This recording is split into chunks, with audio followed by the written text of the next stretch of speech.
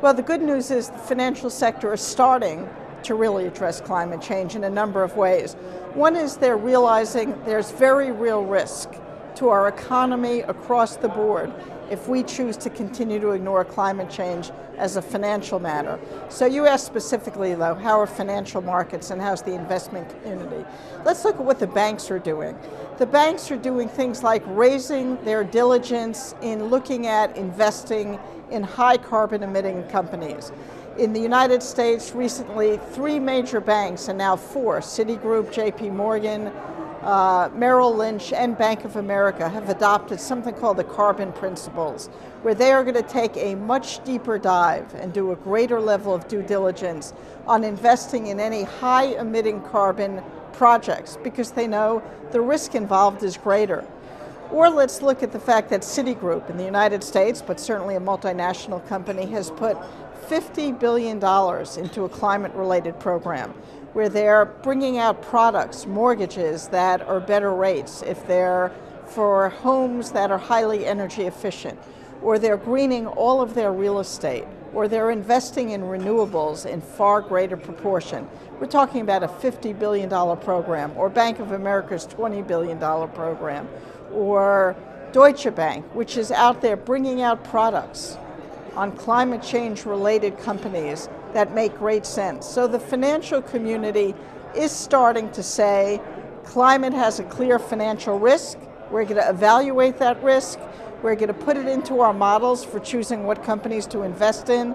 And we're also at the same time going to look at the opportunities created from the climate crisis. Well, the crucial steps are, if high-emitting carbon investments, like investing in a coal-fired power plant, really are risky, the next step is for them to just say no. Until an investment in a coal-fired power plant has carbon capture and sequestration, it's too risky. The regulatory community is going to change, the environment is going to change, and investments in a coal-fired power plant may prove to be very bad investments 3 years from now when the government regulates these kinds of energy uses. So I think banks ought to just say no. Well, we work with something called the Investors Network on Climate Risk. It's $5 trillion worth of large institutional investors who have said we need to act as investors on climate, and they're doing a number of things. They're filing shareholder resolutions, and they're engaging with companies, telling them to bring their carbon footprint down.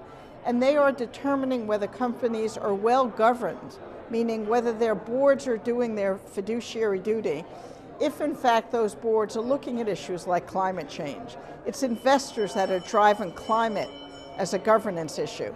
And those very same investors are pushing governments to make climate disclosure mandatory, so they have the information about companies' risks. And finally, the $5 trillion in our investor network and many others are pushing for mandatory public policy for literally caps on carbon emissions and a price on carbon, not because they're environmental leaders, but because these investors see putting a cost on carbon as the right market signal to limit our carbon emissions and to jumpstart a clean technology economy. Well, climate leadership in different sectors means different things, but in the private sector and companies, it means looking at climate as a very real risk and opportunity and changing business practices to address it, and doing so at the highest levels of a firm. We expect the climate issue to be integrated into the core DNA, the corporate strategic planning at the highest levels, at the board level, because it is a huge risk and opportunity to almost every sector.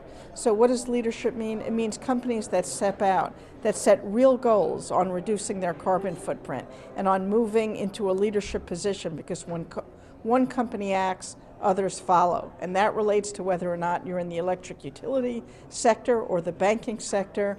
It is about leadership recognizing that climate is a business issue.